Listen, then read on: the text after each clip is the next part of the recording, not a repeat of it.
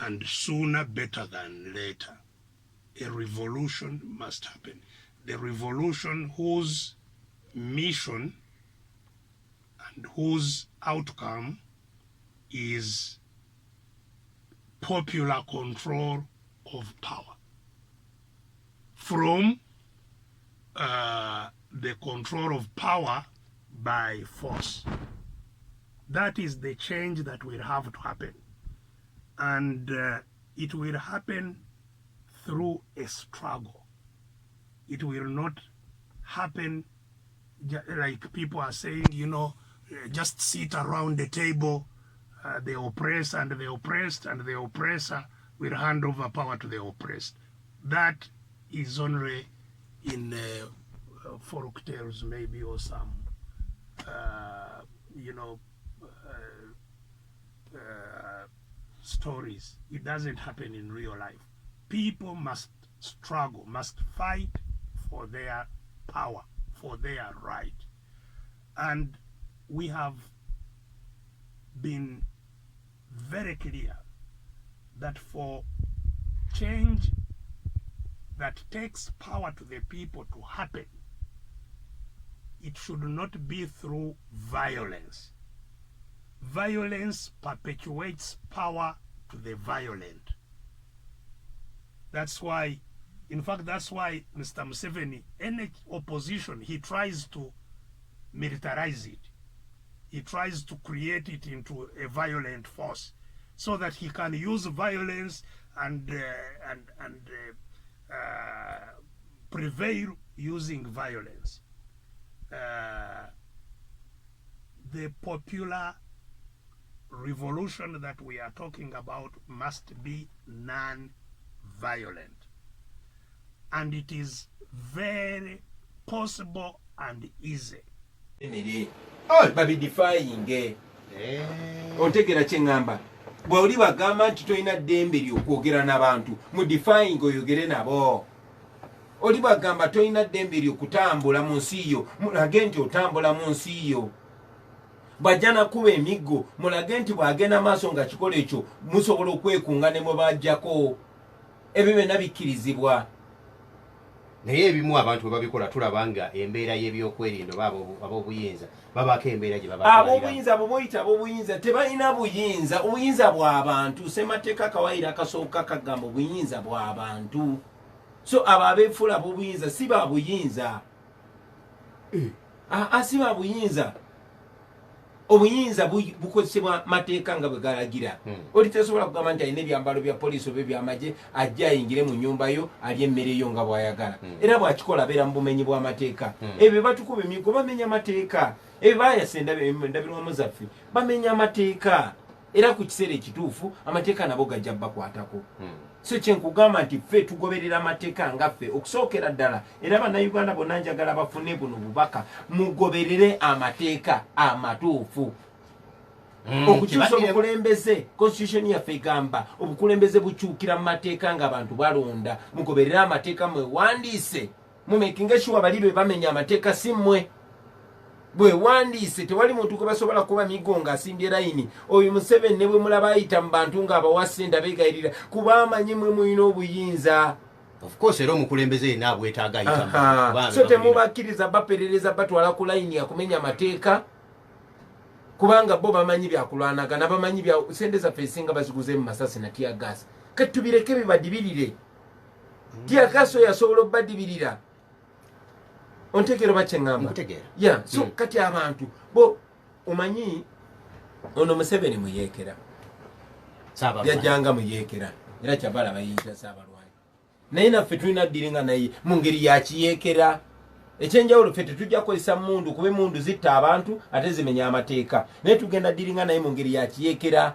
Katamanyi engeri gye ntuuse wano, tamanyi engeri gye tuyiriziganya n'abavubuka bannaffe, tamanyi engeri bannayuganda gye bakonekitinga kuba bambi abadde mu buyinza myaka 3 kulyana kwebaka na kutulugunya abantu. Abantu bali batulugunyizibwa. Kiki otomanyi muganda bange? Ampuliriza omulungi. Mubaka wa Kyaddondo, omubaka Robert Kyagulanyi Ssentamu, erinnya erisinga Bobiwine. Embeera gye tulimu ya kuba nti nno wabeerawo empuliziganya n'abalala ab'endowooza bwe bafaanana oba bali mu langi ki oba bali mu langi ki. Okusinga kwamaliriziddwa n'abasinga bonna obasisinkanye mwogedde nga twagala okumanya ekiddako nkikubuulire ekyo kyama kyaffe naye nga okusingira ddala oba kabe njagala okuwa abatuwuliriza nti okusingira obuzibu bwe tubadde tufuna ffe nga ffe nga tulinga enseenene ezirumaganira mu cupa ate nga zonna bagenda zikongola basiike bazirye. Kyetubadde tusaba bannaffe era kyetugenda mu maaso n'okusaba bannaffe nti bannange tewali asobola kuwangula musajja ono kuleka nga twegasse ffenna ne tugatta amaanyi. Tumanyi nti tulina obuwagizi eyo naye tetusobola kumera ggume kugamba nti ono ekitono tetukyagala. Twagala tuwangule Museveni nga tumuwangulira ku bitundu bya waggulu nnyo. Mwetegese. Twongera okwetegeka tetusobola gamba ntumaliza okwetegeka.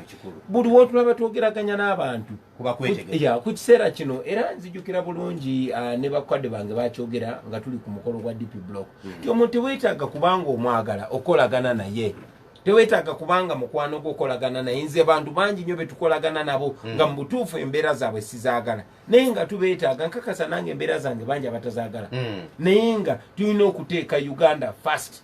Jana mukisha muntu alina ekigambo kyatera okwogera nti country before self. Tulina okuteeka eggwanga lyaffe mu maaso ne tulikulembeza ffe ng'abantu ne tugoberera kuba lino eggwanga lyaffe n'abaana baffe n'abazzukulu baffe. So ffe ng'abakulembeze tuli mukola kabwefube okulaba nga tukwatagana, okulaba nga temubeereyo ne mugamba ate nga beetemyetemyemu. So era ekyo nja kusaba ne bakulembeze bannange bonna. Oyinza okuba nga oli tokolagana naye, oyinza okuba oli alina kyeyakunyiiza naye for the sake of Uganda tulina okussa ennooma yaffe, tulina okussa biifu yaffe ku side ne tugamba gwe olina kyoyamba naawe olina kyoyamba naawe olina kyoyamba, tukoze tutya okwatira awamu okugatta amaanyi. Singa ekyo tunakikola Museveni lujja kuba lugero. Neyanze gonagambye nze Makolo Kavuma ekisooka buno buwanguzi obwatuukibwako enjuyi zombi. Sibwa People's President Dr. Kizza Besigye oba Honorable Kyagulanyi Robert wabula bw'aba Uganda kubanga baludde nga babuyaayaanira era nze neebaza enjuyi zombi okukiraba. Tujja kwambala engule bw'atyo bw'agambye mukulu Makolo Kavuma. Mwami Evans nyamba ombuulize President wange tubi 21 bw'atyo bw'agambye. When is he registering our word PP as party? Sina kategeera. People power ng'ekibiina. Tuwandisadde people power ng'ekibiina. Tuwandisadde ekigambo kyaffe people power ng'ekibiina. Okusooka njagala mubuliramu amawulire ag'ennaku. Ekyo si kigambo kyaffe. Ekigambo kya bannayuganda. Oli talowooza nti Kyagulanyi? Si Kyagulanyi. Era tewabangayo omuntu akulimba people power kitegeeza obuyinza bw'abantu. Gw'oli muntu oli omu ku bantu miliyoni 4 n'omusobyo bannayuganda obwo buyinza bwabwe. Ensonga lwaki tetuwandisa kibiina si kuba tetumanyi bibiina gye babiwandisa ne kubanga tumanyi nti Uganda erina ebibiina by'obufuzi bingi nnyo era obuzibu bwa Uganda si kuba nti yeetaagayo ekibiina ekirala ne yeetaaga abantu kugatta mitima na bwongo. Ebibiina bingi nnyo bw'osoma ebyawandikibwa nga batandika DP oba nga batandika FDC oba ne NRM yennyini biwandiko birungi nnyo ne tebigobereddwa. So kati tulina kitisa mu mitima gy'abantu ne bamanya nti obuyinza bwabwe ng'omukulembeze yena n'abazze ne bw'aba Kyagulanyi ne bw'abaani ng'abeera mukozi waabwe nga balina eyo power. So ye ndowooza yaffe ffe ng'aba people power. Agamba nti nze Matovu Gerard Mukono ndabira nnyo Honorable Kyagulanyi naye akaatirize ku nsonga y'obuwagizi bwa people power mu bitundu bya Uganda ebirala kiri kitya naye akyalina omulimu munene nnyo okutangaaza ku nsonga za Mwami Besigye.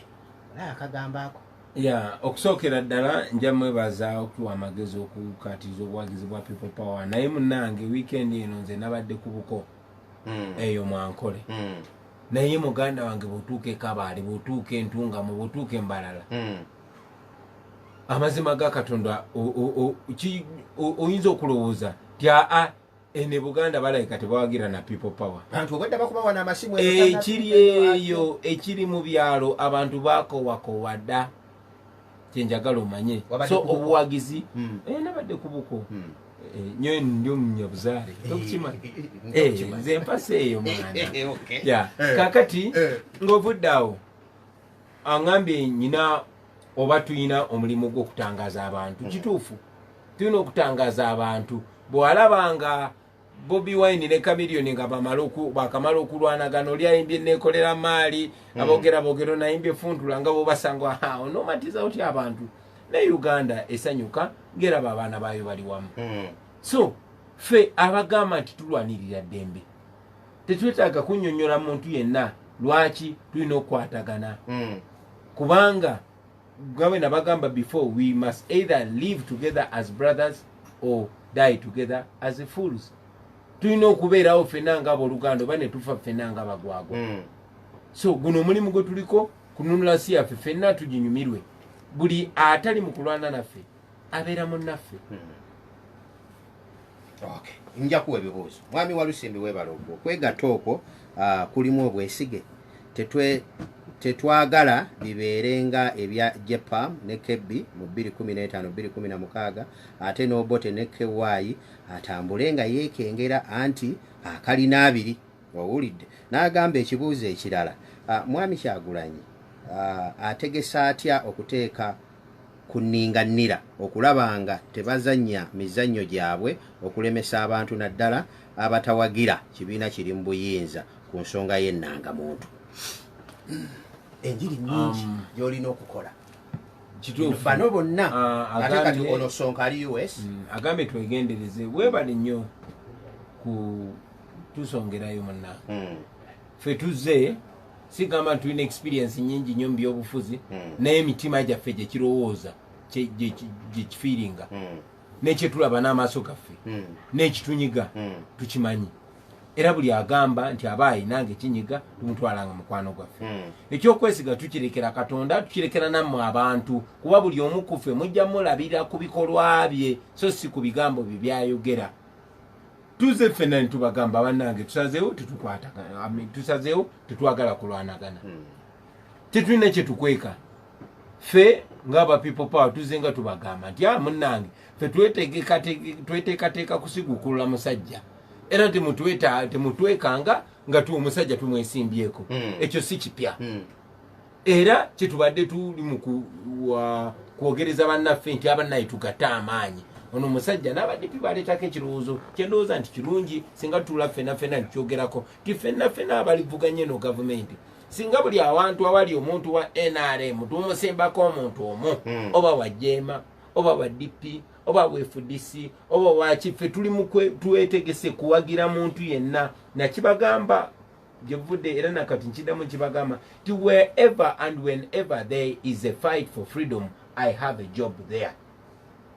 Gwe bw'oba olwanyisa buno obulyake bwa gavumenti eno tuli naawe so singa tusobola okweteesaamu nti waayi bw'aba NRM embala mubakutte mutya Kampala mubakutte mutya embale mubakutte mutya West Nile mubakutte mutya tuli wamu era twetegese okwatira wamu.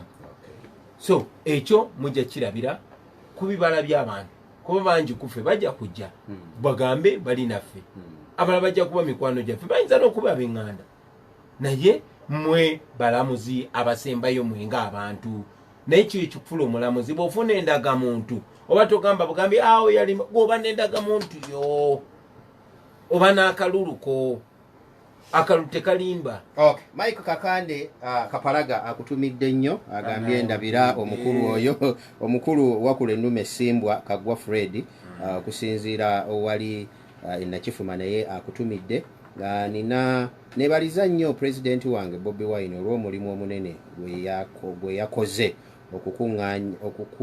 okukakanya omuliro ogwabadde wakati wa People's Government era musaba akome ku bawagizi baffe basse ebyokulwanyisa ku ttaka babikyusize babitunuulize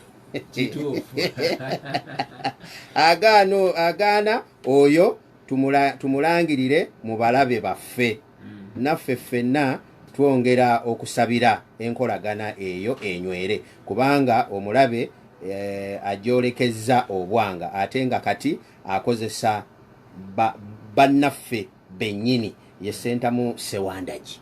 Sentamu Sewandagi sanyusa okuwuliza ow'ekika kituufu njagala okukubira omulanga abawagizi baffe mwenna bannaye buli muntu ayogera olulimi lulimu naffe, buli muntu ali ku peegi yemu naffe, buli muntu alwanira ekintu kyekimu naffe, si mulabe waffe. Kyentegeeza okwogera olulimi lulimu naffe sigamba nti ffenna twogera Lukyoli oba Lusaami oba Luganda oba Lutoolo. No, ali ku peegi yemu naffe, aweereza obubaka bwe bunaffe, taba mulabe waffe. Dr. Besigye si mulabe waffe, Mao si mulabe waffe, Jeno Muntu si mulabe waffe, Basadwa si mulabe waffe, buli muntu atali mu kulwana naffe si mulabe waffe. Mmanyi nti waliyo bangi bannaffe abagamba nti tuli ku ludda lwe lumu naye ate mu butuufu nga boogera ludica. Era nga bwe mbagambye sinze mulamuzi, ye mmwe balamuzi, mmwe mulina obuyinza. Nange bwe nzija enkya kuba tubawulidde bangi nnyo n'ayogera ebigambo ebirungi nnyo ebibazaamu amaanyi, enkya najja nga ayogera birala nnyo nga bamuvubisa omugati mu kamwa. Ye mmwe mulina obuyinza mwe ng'abantu. So buli muntu atalwana naffe si mulabe waffe.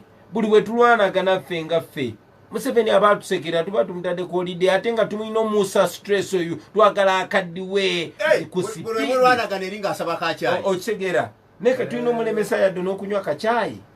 Yeah. Kale neyanziza John Bosco Serunkuuma Mayor to be National Division for Base Army agamba mbuliza president wange bino abatuketta ku ngoye ze twambala. Okay, engoye si kibi ndowooza kala buli muntu buli kibiina kirina kala. Kanfuneyo kuba amasimu omu babiri bakubuuze ku bibuuzo 5-3-6-9-7 tutunuulidde empuliziganya ze kati nkifunye nti eno mpuliziganya abalina endowooza muwuliziganyiza mutya okusobola okutwala ebirowoozo mu maaso. Lutindo Radio Simba, hello wanji nyabo. Amina. Our president Bobiwine nkwagala nnyo. Amina. Ono omwogezi wa Serunkuuma John Bosco Mayor Nansana Division 225. Buuza ekibuuzo. Buuza ekibuuzo. Ekibuuzo kyembuuza Bebe ogenda kukola otya okubanga abantu b'otambula nabo osobola okubanga bali kimu naawe, kubanga abantu abamu tuwulira nga batambula naawe naye ng'ate bali bankwe mbeeyagalira. Nkwateyo omulala funa 5-4-3-6-9-7. Lutindo Radio Simba, hello. Akendeeza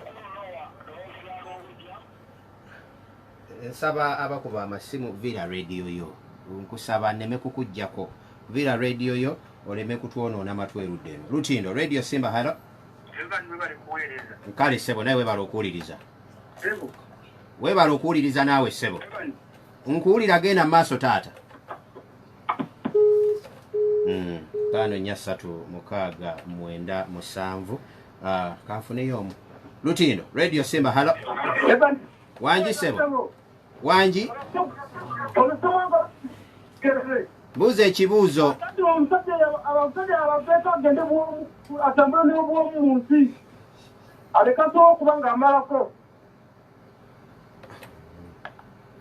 Nyinza obutayongerako. Wow, kati omukyala yasoose yabuuza yagambye n'akola nti abantu b'entambula nabo abamu bali bangu. Munange entambula na buli omu siri wanjawulo, temutandika kulooza nti ndi wanjawulo n'abantu abalina okutambula nange banjawulo. Abantu abamu be mundaba nabo twasalanga ffenna enviiri mu salooni nga ba Edi Mutwe, abalala twakubanga nabo bulooka, abalala mbasanze mu ssomero nga nsoma amateeka nga Basherifu Najja, abalala mbasanze ku street, abalala twasinkana mu kkomera. Beba abantu era be njogera nabo ne mbabuuza abaaye kino tugenda kikola tutya kino. Abalala mikwano gyange tusinkanye mu parliament. So oyo yenze buli muntu namusinkana mu ngeri ya njawulo. Naye buli mukisa gwenfuna buli muntu gwentukako nze muguza ebirowoozo byennyina. Abamu ne bakkiriziganya nange, abalala ne batakkiriziganya nange.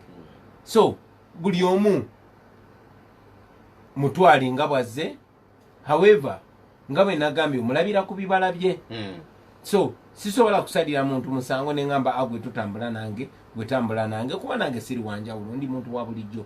Njiga ku buli omu ate nange kyemasobodde bayigiriza nkibayigiriza pozi muganda afomu abadde munyivumu ate nga n'ensonga yenjitegeera agambye abantu baveeko babiri ddala tambula weka olaba muganda wange Evans tuli mu nsi eyekutuddemu ennyo okwawukana kungi nnyo ate nga buli omu alina ensonga ze ono bamulimba ono alina bweyesize n'atamutukiza kyasuubira ono abadde n'ebirooto bingi muntu omulala tuli mu nsi enkutufukutufu ennyo abantu basunguwavu nnyo abantu banyiivu nnyo abalala banyiivu tebamanyira busungu gye buva naye nga abakulembeze kitukakatako okuzza emitima gy'abannaffe okubazaamu essuubi okuba n'essuubi mu nsi yaabwe naye okusingira ddala okuba n'essuubi mu bo bennyini ng'abantu bw'oba n'essuubi mu ggwe Evans ojja kuba n'essuubi mu munno tugezeeko twekuŋŋaanye ngaffe we live in a deeply divided country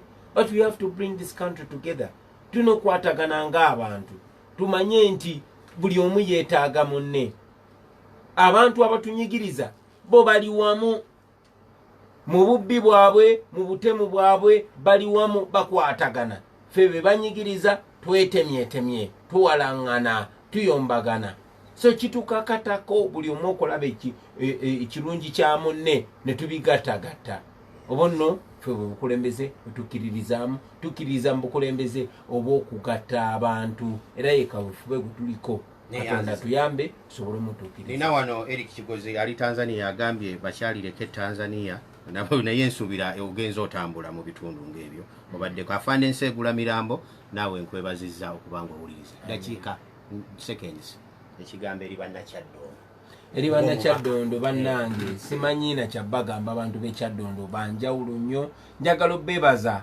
olw'obuwagizi seerinzeka naye n'eri Uganda yonna nabagamba mu kampeyini nti bannange munonde munsindikeyo tutandike omulimu gutandikire wano Kyaddondo balijoogerako mu Uganda yonna nti mmwe mwaleeta enkyukakyuka twakitandika ab'ekyaddondo tuyimiridde wamu ebiseera ebimu ndwawo okubeera mu Kyaddondo kubamba ndi Kalamoja mba ndiwa Kyaddondo yasindika omubaka waayo akole byonna byalina okukola mbeebaza mwenna bataata bamaama ne mwenna bakulembeze bannange mu Kyaddondo abayimirirawo ku mikolo wesiri abayimirirawo okutambuza ensonga wesiri njagala okubeebaza baganda baffe mwenna abasiraamu ab'omu Kyaddondo njagala obeebaza era tulinayo enkwatagana yaffe sijja jogera ku radio wano ne tujja kuba tukwatagana tuwayemu twongere okwogera ndudewo okutuuka bannange sirwa kubasiba wa kitiibwa naye nga Evans bwabategeeza tubadde tuziika mukadde waffe yali sipiika wa Buganda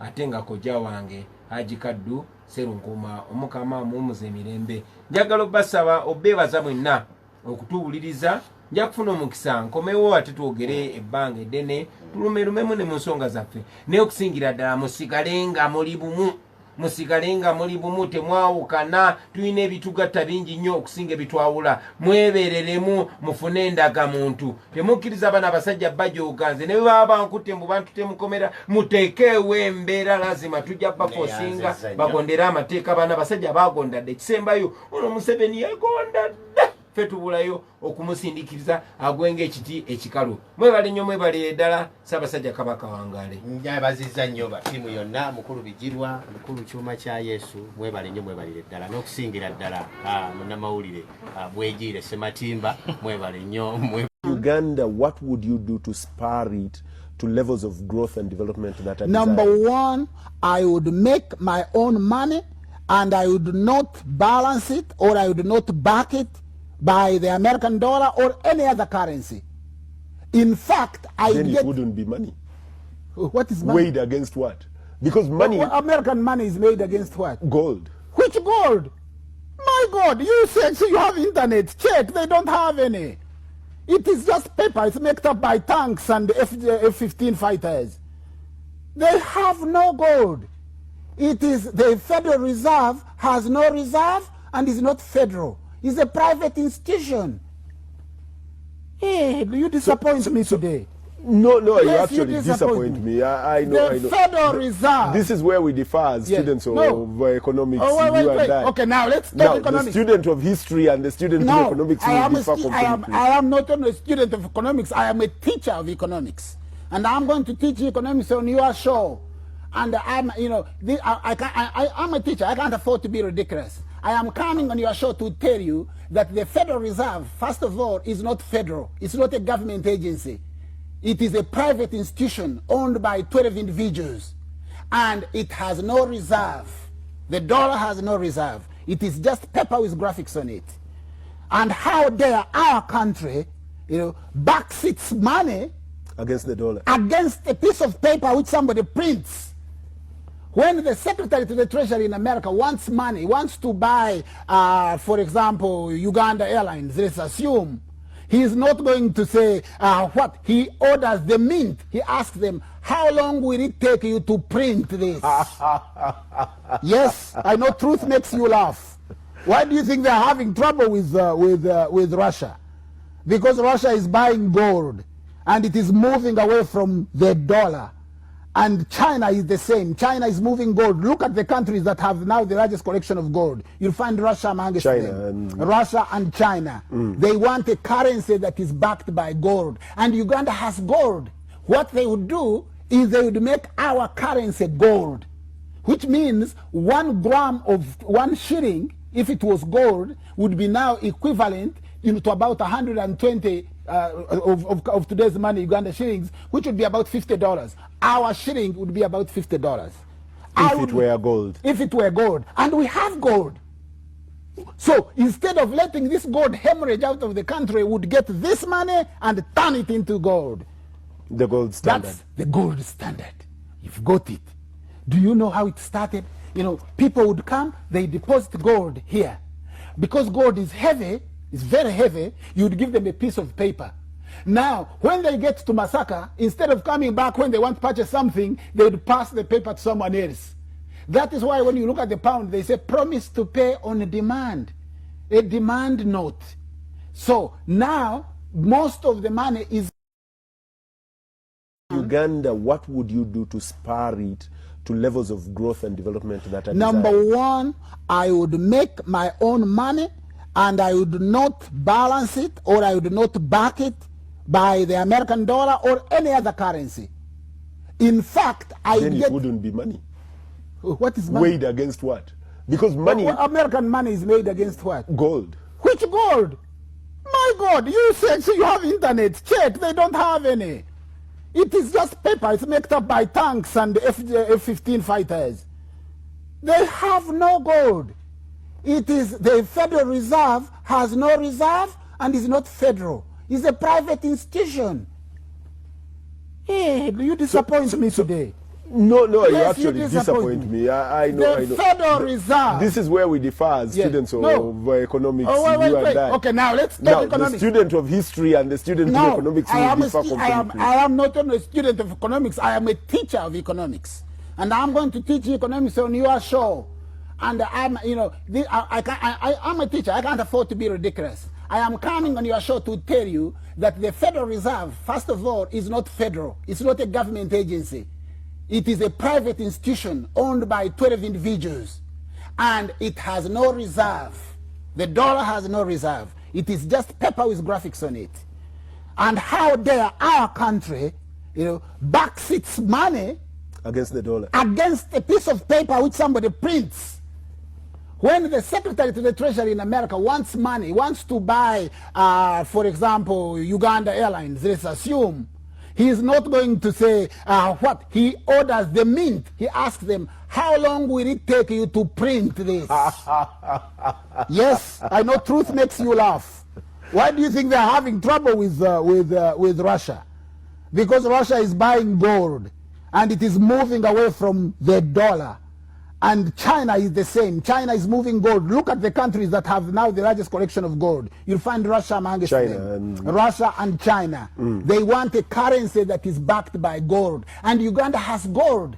What they would do is they would make our currency gold, which means 1 gram of 1 shilling, if it was gold, would be now equivalent, you know, to about 120 of today's money, Uganda shillings, which would be about $50. Our shilling would be about $50. If it were gold. If it were gold. And we have gold. So instead of letting this gold hemorrhage out of the country, would get this money and turn it into gold. The gold standard. That's the gold standard. You've got it. Do you know how it started? You know, people would come, they deposit gold here. Because gold is heavy, it's very heavy, you would give them a piece of paper. Now, when they get to Masaka, instead of coming back when they want to purchase something, they would pass the paper to someone else. That is why when you look at the pound, they say promise to pay on demand, a demand note. So now, most of the money is